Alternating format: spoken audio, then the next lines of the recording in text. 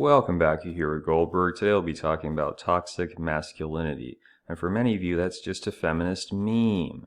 Well, yeah, any guy who behaves in a manner outside of the safe cordon liberal manginosphere will be termed a toxic male. But there's a lot of content on that subject, and I'm not going to regale you with an extra helping because it's like dumping fuel on a very dead flame. In this case, if we look at the mainstream manosphere and we compare their antics to this definition that I'll discuss in just a second, you start to see some close linkages. We don't have to say it's toxic. Maybe it's fake or pseudo masculinity for marketing purposes, but it does exist, and as far as I'm concerned, it's very detrimental to the development of young men. So let's begin. Here from this Journal of Psychology, they say the constellation of socially regressive masculine traits that serve to foster domination, evaluation of women, homophobia, and wanton violence. They say there's a focus on attributes like strength, lack of emotion, self-sufficiency, dominance, sexual virility, none of which are actually bad as far as I'm concerned. But then down here, aggression, hyper-competitiveness, need to dominate or control others, that's a big part of it. Glorification of violence, low empathy, and entitlement. So when you consider the manosphere, you have this promotion of narcissism, the dark triad male, this behavior that is highly questionable from those who are claiming to be mentors or leaders of the male population. In fact, you would describe most content creators of the manosphere as overgrown middle schoolers who think any slight one-up to another person makes them, oh yeah, that's masculine. Well, no, because to be perfectly honest with you, a masculine guy is not going to get involved in every little petty squabble just to, oh, see, this is how you really shut people down. All the internet culture where you don't have to be accountable for your own actions, where you can just do theater, for lack of better words, that ain't masculinity, because when you step outside of the house, it's going to melt away if you actually attempt to, live this fake reality. It reminds me in a way of when people watch a Schwarzenegger movie and they come out and they're saying the lines, oh yeah, you're just... But then there are others, like the Manospherians, who believe that they are legitimately Schwarzenegger. And they don't accept the fact that he's a pretty humble guy overall. He came up from relative naught, and he was doing the bodybuilding, but before he became a Hollywood star and a politician, he founded a small construction company and also a real estate company. This is someone with brains, with patience, who's willing to teach himself and to talk to other people and basically do those small steps to achieve his goals in life. Whereas you look at the manosphere, they want to fast forward to the end, to the action scene, or to the great finish where you get the girl. It reminds me of, they say a lot of men in modern Russia, they're not willing to just have a middle-class job. They say, I'm either going to go for broke and make $1 million, or I'm just going to do nothing and the woman can work. And that mentality, it might seem somewhat aspirational, but it's not helpful because it tends to turn you into a very deluded and frankly not entirely ethical human being. So I say this because if we look at various videos or comment sections, how many times have you seen a line of this nature? Yeah, I've been banging this married chick and her simp husband doesn't know. Alright, so if you met her on a dating app and she didn't have a ring on, or at the bar, same thing, I get it. But if you're actively preying on another man's wife, while he's doing the Abel Baker Charlie, being the provider, you have to really call into question whether that's not in severe violation of this masculine concept. Because masculinity is about honor, it's about respect, it's about, to a certain degree, recognizing the value of other people around you. And these same dudes will make other comments like, we need to have a brotherhood of men fighting feminism. Well, what kind of brotherhood is it if you're trying to screw the other dude's wife? That's like the most distant from a sense of integrity or loyalty or honor that I can possibly imagine. But this is what happens, and if you look at most of these PUA books, which I've unfortunately had to investigate because I'm writing the Black Pill book and I want to make sure I've got the other side, I'm not just, straw manning them. They promote this amoral libertarianism where it doesn't matter as long as you're benefiting. Don't hate the player, hate the game. The game itself is morally corrupt. We know this. And if you look at PUA in general, it's an interesting conflict because you'll see this in the manosphere, that people who promote PUA, when they kind of get tired of doing the kind of, oh, women this or feminine that content, they'll try to vacillate towards the moral or like religious side of things. So there's this really obnoxious, fat, disgusting PUA. He was on a live stream and he said, I think we men, we're in this like spiritual struggle against evil and feminism in the world. I'm like, are you kidding me? Are you seriously trying to say you're promoting PUA? PUA fundamentally it's promoting feminism. That's what PUA comes down to. All this stuff, gesture maxing, gym selling, status maxing, looks maxing, all this stuff going towards attracting women, you're just creating a nice little playpen of choices wherein those females who already have very high expectations can just raise the bar. So you're not helping fight off feminism in any way. Besides, when they want to use the moral argument like this guy did on the live stream, just consider that PUA ultimately boils down to manipulation of others and pursuing women who are so drunk they can't consent. This was the whole Roosh thing. This is many others, because the only reason an attractive woman is going to sleep with a guy she's not physically attracted to, assuming she isn't being paid, is because she can't consent. She's wasted drunk. So you're trying to go after people who are in a weakened state, they don't have their wits about them, and saying, that's okay because of feminism, but we're also going to try to shill for this moral stuff. You're a clown. And not only are you a clown, but you actually are potentially a criminal. So it comes down to where a man is going to have that ability to say, okay, I want to stand with men who have a decent set of understanding right and wrong, not just, oh, as long as it's good for me and then I'm also this moral person. That's not how it works. A moral person has to be able to make the decision, I'm not going to do that. I'm not going to necessarily give into my inclinations at any given time just because I feel like it, while also running back to the church to pray. I literally heard a guy say that one time. He said, well, if someone had a gun to my head, I would deny God and then I would immediately run to the church and pray. That was his explanation. No, that's not how it really works, I'm afraid. And as should not be surprising, the suppository red pill and PUA stuff has begun to slowly filter into the real world as far as the lexicon of people. 5-6 years ago, I'd never heard someone use the term simp or mangina or beta male. Now that's like, I met a couple dudes in the last few years and they're just full of it completely.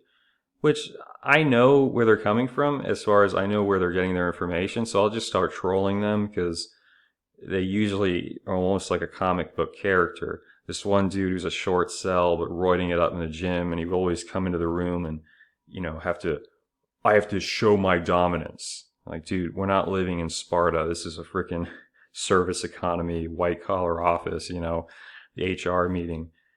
Well, they'll do that, and you can tell that they're compensating big time because they can't separate the delusion of the internet.com from real life.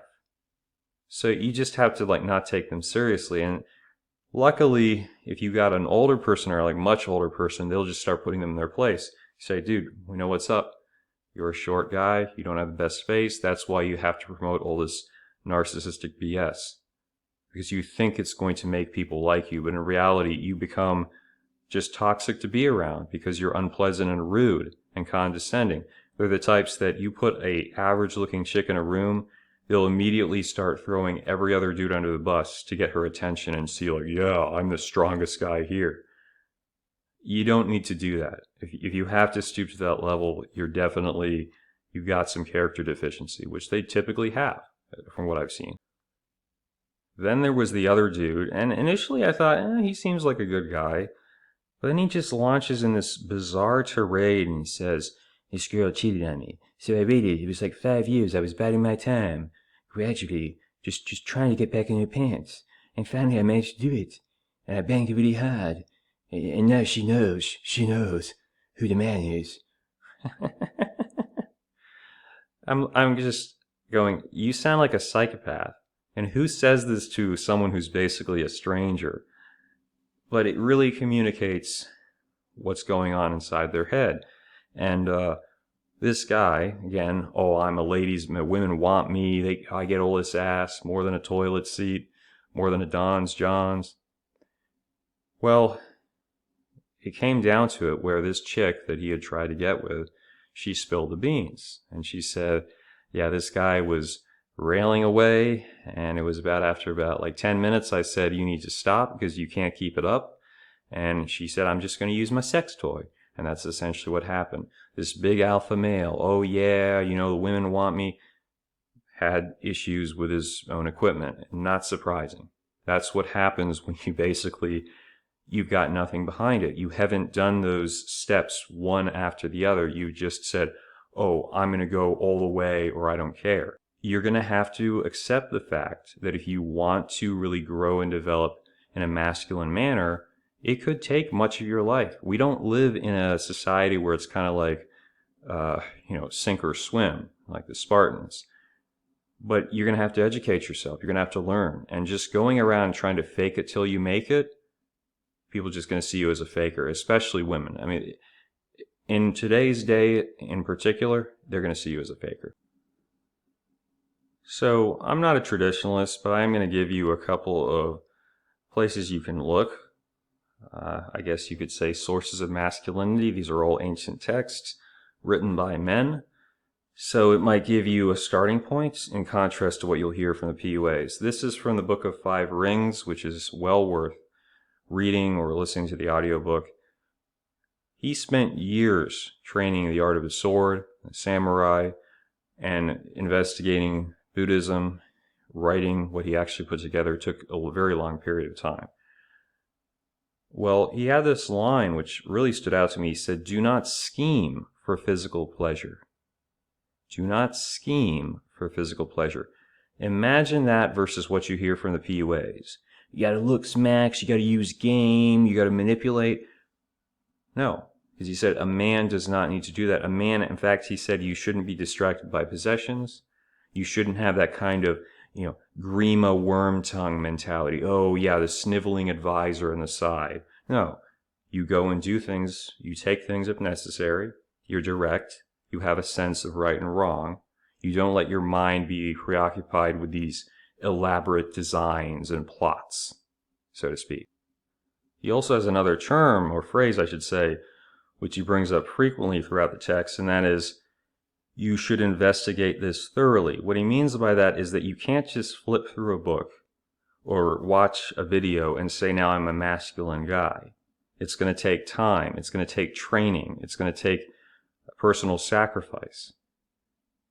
And until you do that, you're just going to be that little boy pretending that you're Arnold Schwarzenegger, but everyone knows you're not. This is from Romans. I appeal to you, brothers, watch out for those who cause divisions and create obstacles contrary to the doctrine that you've been taught, and avoid them. They do not serve our Lord Jesus Christ, but their own appetites, and by smooth talk and flattery they deceive the hearts of the naive. What are we discussing? Manipulation. Trying to tell you, yeah, you can be masculine, and that's going to somehow avoid these black pill realities of the world. You don't actually have to put in all this effort. They say do the work. But you look at most of these guys and they have not done the work. They're not in particular good shape. They're begging for money on the internet. They don't have a well-developed, honestly, they're not well-educated because they don't read for the most part. This is important to comprehend because if you listen too strongly to some guy who's in his 50s and wrote a book about being a rational man, and he hasn't even been dating for 2 decades, and he doesn't impart much wisdom, he just likes to use a lot of words. Think about who's influencing you. This is another one from the book of Timothy. Understand in the last days there will be times of difficulty. People are lovers of self, money, proud, arrogant, abusive, disobedient to their parents, ungrateful and holy. A bunch of different adjectives. And it says, they have the appearance of godliness, but denying its power. Avoid such people, for among them are those who creep into households and capture weak women, burdened with sins and led astray by various passions. This again is the manosphere, following whatever is your, mo pleasure, whatever is in my own interests. I don't care about people around me, even though I want to lecture them on morality and standing up against feminism. Masculinity means it's not just you, it's everyone else around you, it's your community. It's looking out for people and their own welfare, especially those who are younger. You have to recognize what you say, what you impart, the example you set will be adapted by other folks. And it could lead them down a positive path depending on what you're imparting, or it could be very detrimental to their physical welfare, or potentially even like their legal status. They could face consequences if you're giving them bad information just because you want clout, you just want money, or whatever. And we'll even include the Quran. And do not turn your cheek in contempt towards people, and do not walk through the earth exultantly. Indeed, Allah does not like everyone self-deluded and boastful. Completely annihilates most of the manosphere. You have to realize that these guys, by and large, are just putting out clickbait content because they want, whether it's the ad revenue, they want the super chats. And the threshold to get respected in the manosphere is basically how much you bash women or bash other men who contradict you, even if they're in the right. And that's fine if you want to generate hits. Oh, another reason why you shouldn't date single moms, or some traditionalist incel had a video on like how to beat your wife. This is the type of stuff that, oh yeah, it's so edgy, but it's not masculine. It's a pathetic papier-mâché masculinity. It's the same thing. The little kid who looks up, oh yeah, I'm the movie star, I've done all this stuff. No. It's worse than an illusion, because an illusion, you say, okay, it clears up, I realize that it's fake. But when you're delusional, and in many cases actively so, and you keep swallowing the same information, you just become a slave. And when it translates to the real world, if you ever go outside, it's all going to fall apart. So consider who you're learning from, considering what you're listening to, and go and look at the sources of those in the past who truly lived in masculine ways. Which, as you'll see, there's not all the glamour, it's not all the Vegas, hanging out, whatnot. It's a lot of solitude, it's a lot of meditation. And the physical stuff, like I said, you could be a very great warrior, but there's the battles you choose to fight, and there's the battles that you choose to avoid. And you certainly are not going to get involved in any little petty drama or emotional dispute just to get some clicks on the internet.com.